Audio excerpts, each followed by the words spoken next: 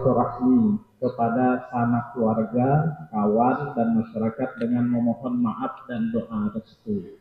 Jadi sebenarnya kenapa di Indonesia ada namanya walimatus safar lil haj, yaitu mengundang tetangga, mengundang handai taulat untuk hadir di walimatus safar. Dalam rangka itu kita meminta maaf.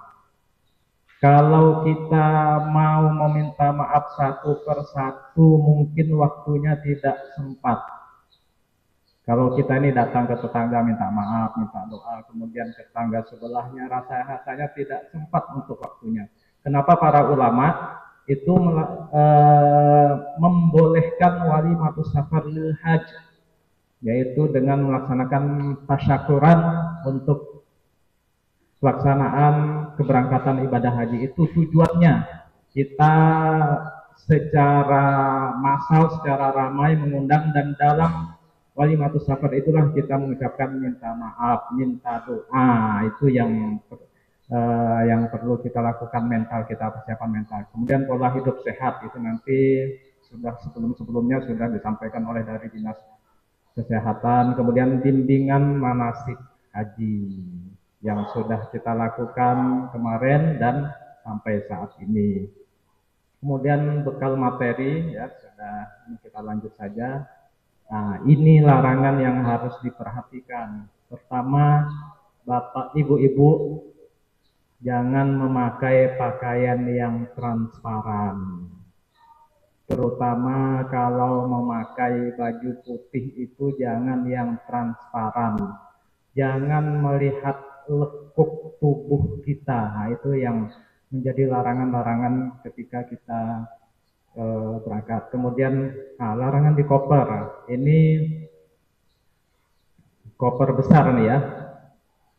Uang kenapa dilarang? Dikhawatirkan, kita tidak tahu ya, khawatirkan nanti kalau seandainya hilang itu bukan tanggung jawab yang ini. Jadi kita kena kesalahan kita sudah menyimpan uang di koper besar. Kemudian material ini bahan peledak, gas, cairan mudah terbakar, kemudian pemantik, korek api, power bank, rokok lebih dari 200 batang. Nah, jangan sampai, yang ahli hisab itu jangan lebih dari 200 batang. Bagaimana dengan gunting? Nah, nyimpan gunting itu di koper besar. Jangan di koper kecil, nanti pasti dibongkar. Larangan di tas kabin. Nah, tas yang kita bawa nanti itu pisau, gunting, cutter, obeng, benda-benda tajam lah, itu jangan kita bawa. Atau daging segar, zat cair lebih dari powerbank lebih dari 20.000 on. Itu yang larangannya. Ini lanjut saja. Kemarin sudah dijelaskan juga. Ini agak beda bentuknya. Pas lempang tidak ada. Kemudian ini asrama haji embarkasi, persiapan jemaah haji saat berada di asrama haji. Jadi kita dari rumah itu udah sholat 2 rakaat, berdoa untuk keselamatan diri dan keluarga. Nanti dari rumah dah sholat 2 rakaat, sholat safar, memperbanyak zikir, doa, menduduhkan niat ikhlas. Memang kita berangkat tuh niat ikhlas, bukan karena kita mencari popularitas, bukan karena kita untuk menonjolkan diri dan mubahah atau berbangga-bangga. Membekali diri dengan takwa, sabar, nah itu ya Pak Karom, semuanya, tawakal dan bersyukur dalam setiap kesempatan. Ini kita nanti sudah belajar jamak qasar, nanti kita sudah di Pinyuh. Biasanya di Sungai Pinyuh itu kita sudah menjamak qasar, menjamak dan dikosor. Biasanya sholat di situ sudah zuhur dan asar di jamak takdim, kemudian dikosor, diringkas zuhur 2 rakaat, asar 2 rakaat. Sholatnya di waktu sholat zuhur, namanya jamak takdim qashar. Nanti kita di asrama haji ada prosesi penerimaan, kemudian pembagian kamar. Nanti ya.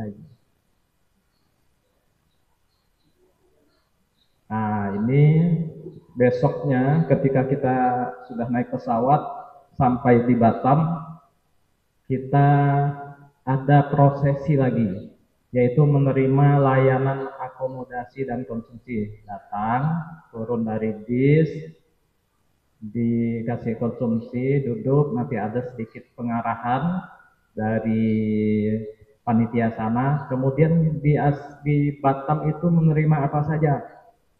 Jadi ibu bapak paspornya kan sudah tidak ada yang memegang. Kalau masih ada yang megang berarti itu dia tidak berangkat.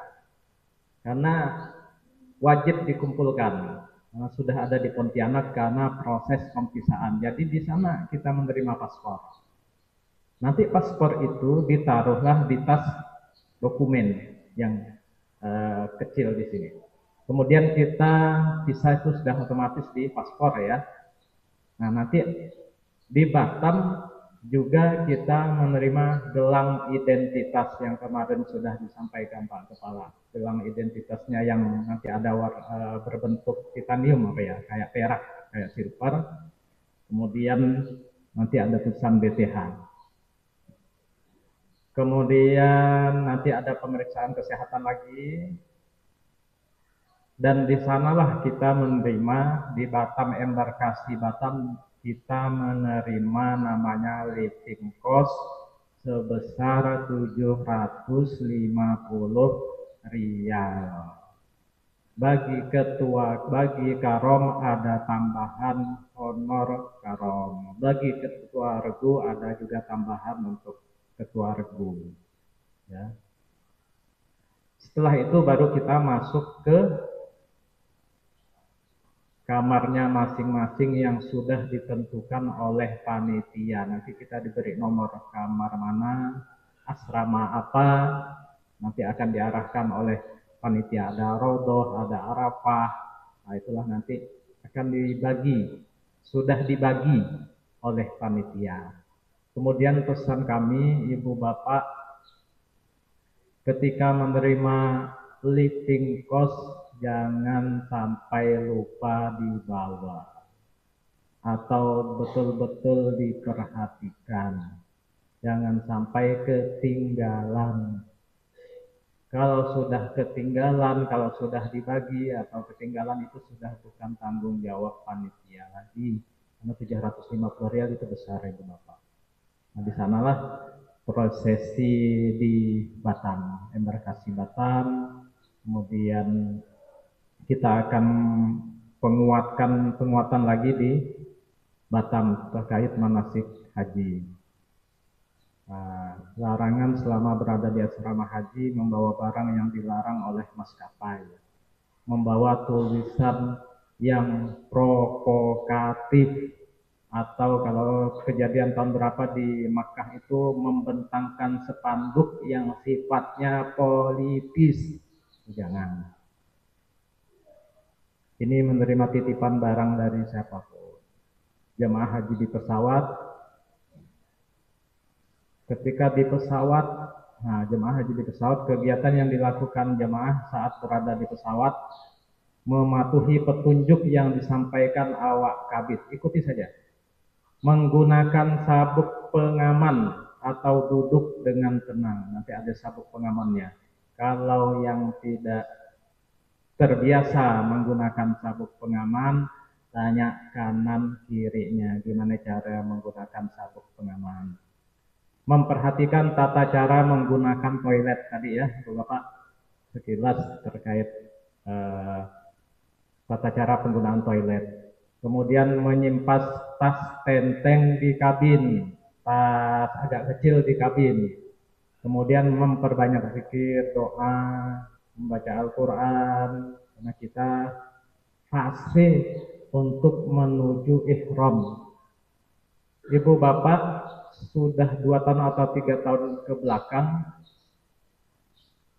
bapak-bapaknya ini, ibu-ibu, bapak ibu ini sudah memakai kain ihram di embarkasi Batam. Kalau zaman saya tahun 2014, saya masih pakai kain baju batik. Kalau 2014 kami memakai kain ihram itu di Bandara Jeddah itu di tahun 2014. Tapi belakangan ini 2022, 23, 24 itu sudah memakai kain ya, sudah memakai kain ihram. Niatnya kemarin sudah disampaikan boleh di embarkasi, boleh di pesawat ketika sudah mencapai Kornul Manazil atau di Yalamlam, nanti ada pramugari menyampaikan atau pembimbing ibadah menyampaikan, ataupun ketika di Bandara Jeddah. Kalau sudah niat di embarkasi Batam, Bapak Ibu, berarti larangan-larangan ihram itu sudah berlaku. Kalau sanggup silahkan. Kalau tidak, ya situ ada 3 alternatif untuk niat ihram. Nanti bagaimana dengan ketua kloternya atau pembimbing ibadahnya. Dan bersuci dengan cara tayamum tadi disampaikan karena air di pesawat itu terbatas. Kemudian melaksanakan jamak kosotnya itu ya sudah. Membuat kegaduhan, jangan hilir mudik, jangan merokok dan mengaktifkan handphone. Jadi itu Bapak tidak usah merokok. Ataupun menggunakan apa tuh? Rokok elektrik. Nah, itu juga dilarang. Nah, ini juga larangan di saat berwudu di toilet itu dilarang.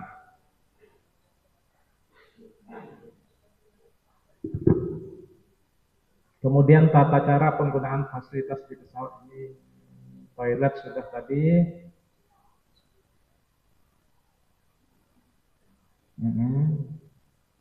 Bandara kedatangan jamaah. Ini kalau gelombang 1 Bandara Internasional Amir Muhammad bin Abdul Aziz Madinah. Kita bukan di gelombang 1, ini kita lewati saja. Kita di gelombang kedua Bandara Internasional King Abdul Aziz Jeddah. Kita mendarat di King Abdul Aziz Jeddah. Nah, ini yang non fast track. Kita Batam bukan fast track, kita non fast track ya, bukan jalur cepat. Jadi kita masih mengantri turun dari pesawat dengan tertib, memastikan tas tentengan dan ini tas tentengan itu tanggung jawab kita masing-masing sudah. Jangan ditinggalkan, diingat tas kita masing-masing. Dokumen selalu biasanya paspor itu kalau 2014 kemarin paspor itu sudah dikumpulkan di pesawat kemarin, tapi tidak tahu yang sekarang nanti diumumkan oleh ketua kloter mengumpulkan paspor. Yang mengumpulkannya ketua regu, dikasihkan ketua rombongan, dikasihkan ke ketua kloter, itu tahun 2014 ya. Kemudian menuju ruang dan mengikuti pemeriksaan imigrasi, melaksanakan niat ihram. Jika belum berniat ihram di asrama embarkasi atau di pesawat bagi yang belum.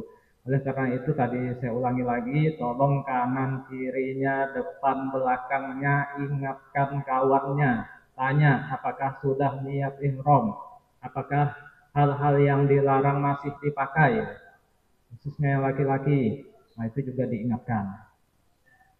Kemudian naik bus dan duduk di kursi yang diarahkan petugas, menyerahkan paspor kepada petugas Arab Saudi, nanti diminta paspornya dikumpulkan. Setelah dikumpulan kita tidak lagi memegang paspor. Sampai ketika kita pulang baru kita menerima paspor kembali.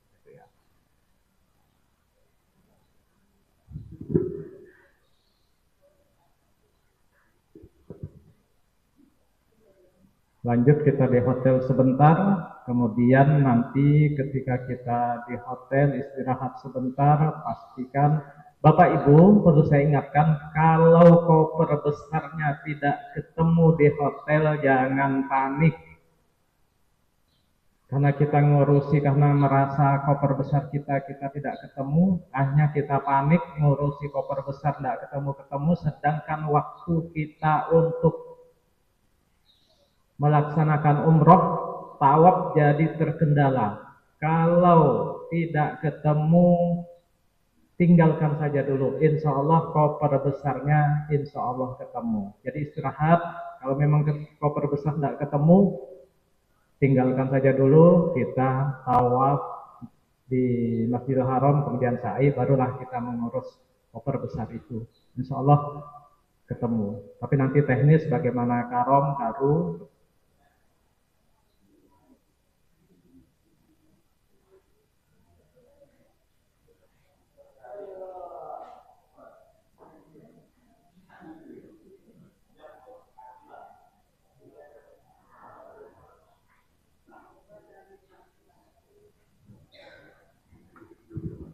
ya Ibu Bapak, koper tidak ketemu, nggak usah panik. Kalau kita panik menyebabkan berpengaruh kepada ibadah umroh kita.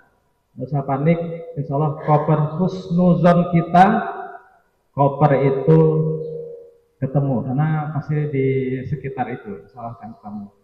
Jadi Ibu Bapak, dan pesan kami terkait kain ihram, ini pernah kejadian.